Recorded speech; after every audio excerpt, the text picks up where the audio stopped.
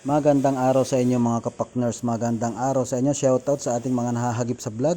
Shoutout po sa inyo mga solid kapakners natin yan from Bagupaye, Mulanay, Quezon. So yung pinuntahan namin ito mga kapakners ni Idol Leonard Asia Piñaredonda, also known as Ka-Brother.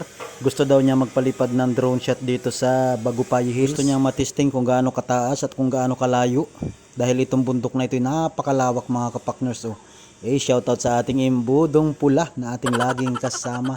Lilipad na ang tutubi ni Idol Leonard. So yung kopya ng drone shot mga kapakners ay panoorin nyo na lang sa kanyang FB.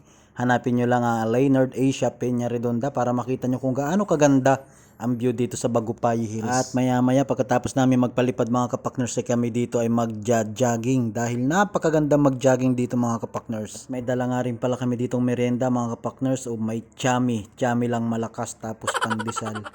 Yun napakaganda ng view. Itong aking tutubi mamaya ako na siguro palilipa rin.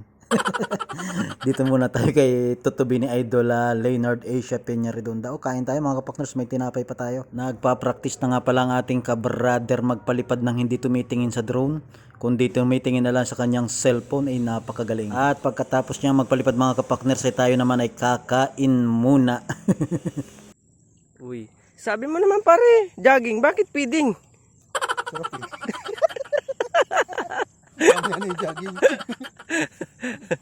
At ito na nga mga kapakners, kami mag-aalmusal muna din sa napakagandang view bago tayo mag-jogging. Kailangan may laman ng kaunti ang ating tiyan. Magandang maglakad rito mga kapakners dahil ang karsada rito ay sementado na, hindi na siya maputik. Ito nga pala dito yata sa may Kang Usingon, papuntang ito'y Anunang. Tapos nakakita tayo ng bayabas mga kapakners. Sobra na yung masarap. Hilaw pa pare. Pahinugin. Tara. So habang tayo nanguha ng bayabas ay may nakita tayo rito parang napakagandang tambayan mga kapakners.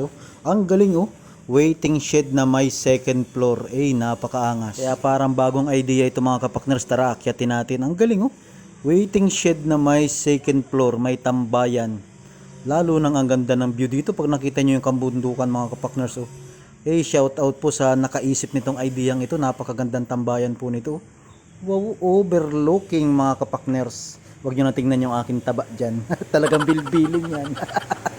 Saktong-saktong pahingahan itong waiting shed na ito mga kapakners kapag ikaw ay nagja-jogging dito or naglalakad. Tapos marirelax ka sa view.